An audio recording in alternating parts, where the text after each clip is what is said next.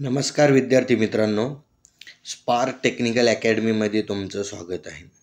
तर बघा, HPCL म्हणजे HPCL जे आहे म्हणजे हिंदुस्तान पेट्रोलियम कॉर्पोरेशन लिमिटेडमध्ये recruitment for the profile of diploma engineer म्हणजे डिप्लोमा ज्या विद्यार्थ्यांचा डिप्लोमा झालेला आहे त्यांच्यासाठी इथं रिक्रुटमेंट आलेली आहे.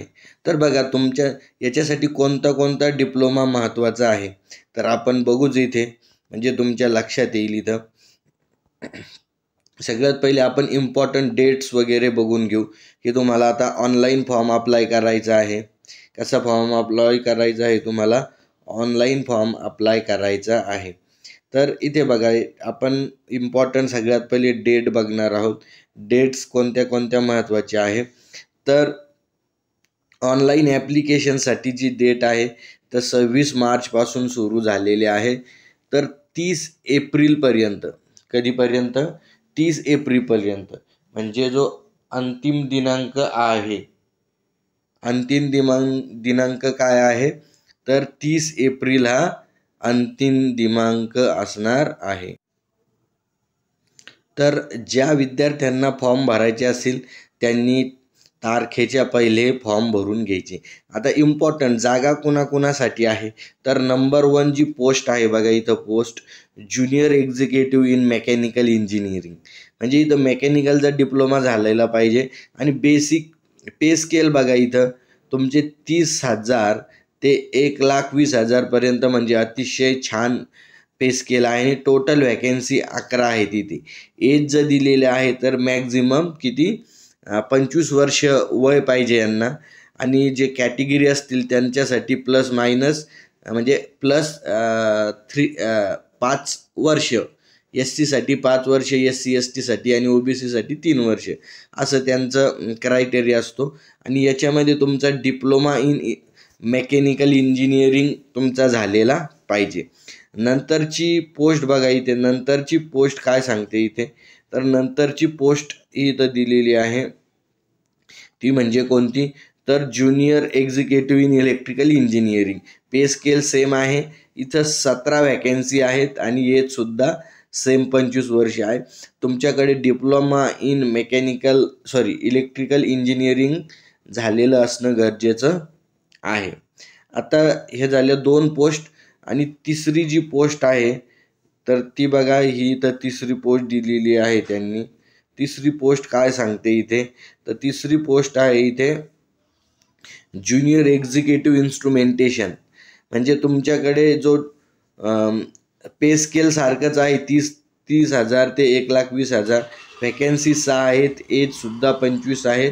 आणि 3 year full time diploma regular in instrumentation म्हणजे आता इन्स्ट्रुमेंटेशन एक्झिक्युटिव्ह आहे ना, तर इन्स्ट्रुमेंटेशनमध्ये तुमचा डिप्लोमा होणं गरजेचं आहे. नंतर बघा इथे 4 नंबरची जी पोस्ट आहे तर 4 नंबरची पोस्ट काय सांगते इथे की junior executive in chemical engineering. Pay scale 30,000 ते 1,20,000 पर्यंत आहे. एक व्हॅकन्सी आहे. आणि 3 year full time regular diploma in chemical इंजिनिअरिंगमध्ये झालेला कंपल्सरी पाहिजे. नंतर जो आहे तर 5 नंबरची पोस्ट बघा इथे काय सांगते तर 5 नंबरच्या पोस्टसाठी पात्रता काय आहे, क्वालिफिकेशन. तर इथे बघा junior executive fire and safety. आता फायर अँड सेफ्टीच्या भरपूर जागा आहेत, 28 जागा आहेत. आणि एनी सायन्स ग्रॅज्युएट, कोणताही graduation plus diploma in fire and safety म्हणजे तुमचा डिप्लोमा होणं गरजेचं आहे. तर हे क्वालिफिकेशन आहे. ज्या विद्यार्थ्यांकडे हे क्वालिफिकेशन आहे तरी तुम्ही मुदतीच्या आत ऑनलाईन अप्लाय करू शकता. अजून नोट काय दिलेली आहे, experience candidate can also eligible to apply above positions म्हणजे ज्यांच्याकडे एक्सपिरियन्स आहे ते सुद्धा इथं काय करू शकतात, अप्लाय करू शकतात. मग आता इथे बघा त्यांनी सांगितले मेकॅनिकलमध्ये कोणती ब्रांच चालते, तर मेकॅनिकल इंजिनिअरिंग चालेल. इलेक्ट्रिकलमध्ये कोणती चालेल, इलेक्ट्रिकल इंजिनिअरिंग. इन्स्ट्रुमेंटेशनमध्ये बघा instrumentation branch, instrumentation and control, instrumentation and electronic engineering ह्या ब्रांच चालतात. केमिकलमध्ये केमिकल इंजिनिअरिंग आणि केमिकल टेक्नॉलॉजी अशा 2 ब्रांच चालतात. फायर सेफ्टीमध्ये फायर अँड सेफ्टी हे महत्त्वाचं आहे.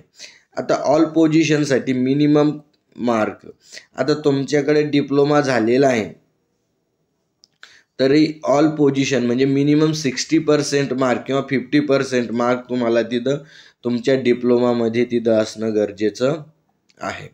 आता इथं सिलेक्शन प्रोसिजर काय असणार आहे बघा. Selection procedure, the selection process may comprise of various short listing and selecting tool like CBT म्हणजे तुमची कम्प्युटर बेस्ड टेस्ट होणार आहे. ग्रुप टास्क वगैरे, स्किल टेस्ट, इंटरव्ह्यू, तर त्यांच्यावर डिपेंड आहे. तर मेन इथं स्किल टेस्ट तुमची CBT होणार आहे. आणि all candidate claiming fulfil required eligible criteria may be call computer based test म्हणजे ज्यांच्याकडे संपूर्ण क्वालिफिकेशन आहे त्यांना ते व्यवस्थित कॉल लेटर पाठवतील. आता कम्प्युटर बेस्ड जी टेस्ट होणार आहे तुमची म्हणजे ऑनलाईन जे एक्झाम होणार आहे तर ऑब्जेक्टिव्ह टाईप एक्झाम आहे आणि 2 पार्ट असणार आहे त्याच्यात. एक जनरल ॲप्टिट्यूड आणि टेक्निकल म्हणजे प्रोफेशनल नॉलेज. तर जनरल ॲप्टिट्यूडमध्ये तुम्हाला इंग्लिश लँग्वेज विचारतील, एक क्वांटिटेटिव्ह ॲप्टिट्यूड टेस्ट आणि इंटेलेक्च्युअल पोटेन्शियल टेस्ट म्हणजे logical reasoning and data interpretation वगैरे असतं ते म्हणजे क्वांट रिझनिंग याला तेच म्हणू शकतो आपण. आणि टेक्निकल नॉलेजमध्ये तुम्हाला जे डिप्लोमामध्ये शिकले आहात तुम्ही तर ते तिथं तुम्हाला टेक्निकल नॉलेज तिथं विचारल्या जाईल. आणि त्याच्यानंतर फिजिकल फिटनेस इफिशियन्सी टेस्ट वगैरे हे होतील.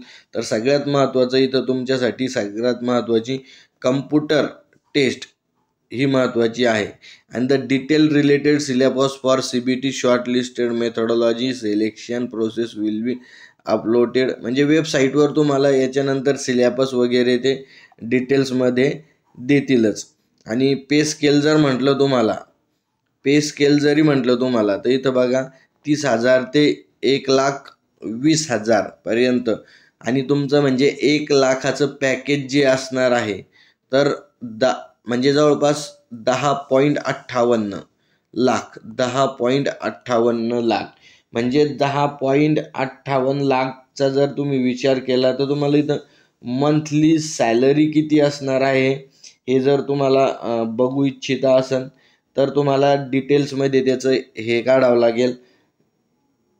10.58 आता इथं 10.58चा जर विचार केला आपण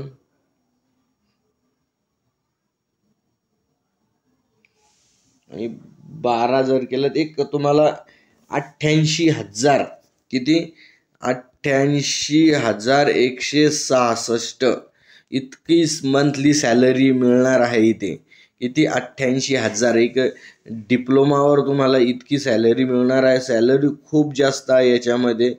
तरी सर्व विद्यार्थ्यांनी जे इंटरेस्टेड असतील त्यांनी फॉर्म वगैरे भरायचे आहे. पोस्टिंग जी असेल पोस्टिंग कुठे कुठे असणार आहे तर ऑल इंडिया पोस्टिंग कुठेही मिळू शकते. आलं लक्षात तुमच्या.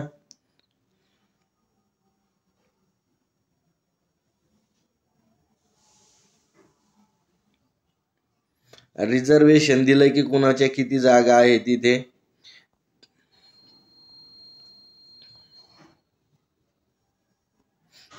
हे एज संदर्भात सांगितलंय की मिनिमम एज तुमचं किती पाहिजे होतं 25 वर्ष आणि SC ST किती आहे 5 वर्ष वाढून मिळेल. OBC साठी 3 वर्ष वाढून मिळेल. म्हणजे हँडिकॅप असतील त्यांच्यासाठी 10 वर्ष इथं वाढून मिळणार आहे. तर हे तुम्ही लक्षात ठेवायचं आहे.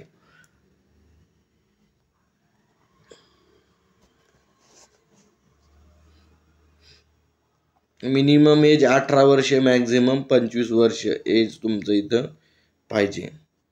आलं लक्षात तुमच्या. आणि नॉन क्रिमिलियरच्या संदर्भात तो ओबीसीसाठी नॉन क्रिमिलियरचा कन्सेप्ट दिलेला आहे त्यांनी, तर सगळ्यांकडे तुमचं. आणि SC ST म्हणजे ह्या भरतीसाठी सेंट्रलचं कास्ट तुमच्याकडे असणं गरजेचं आहे, सेंट्रल गव्हर्नमेंटचं कास्ट. आता ॲप्लिकेशन प्रोसिजर बघा, application procedure online application 26 March ते 30 एप्रिलपर्यंत तुम्ही ऑनलाईन अप्लाय करू शकता.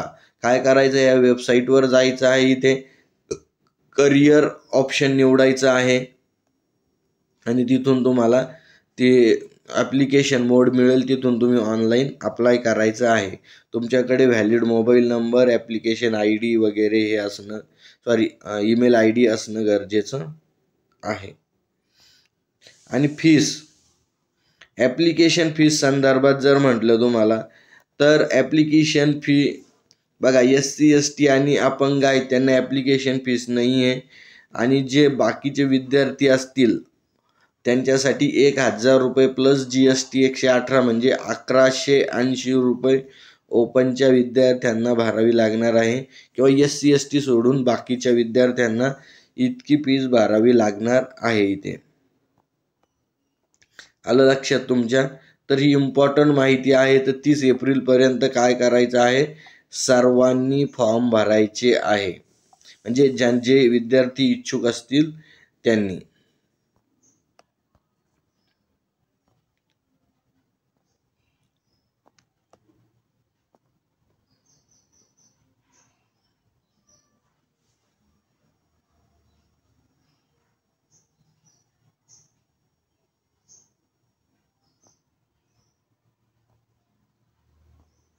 चला, तर इतकी ही इम्पॉर्टंट माहिती होती. ज्या विद्यार्थ्यांना फॉर्म भरायचे असतील ते भरा. अतिशय छान जॉब आहे. पेमेंट पण तुम्हाला 88,000 पेमेंट इथं मिळणार आहे. तरी ज्या विद्यार्थी इच्छुक असतील ते फॉर्म भरू शकता. एकदा चॅनलला लाईक आणि सबस्क्राईब करा, कारण तुम्हाला अशीच नवीन माहितीसाठी आपण इथं नवीन ज्या जागा निघतात त्यांची माहिती इथं घेऊन येणार आहोत. थँक्यू.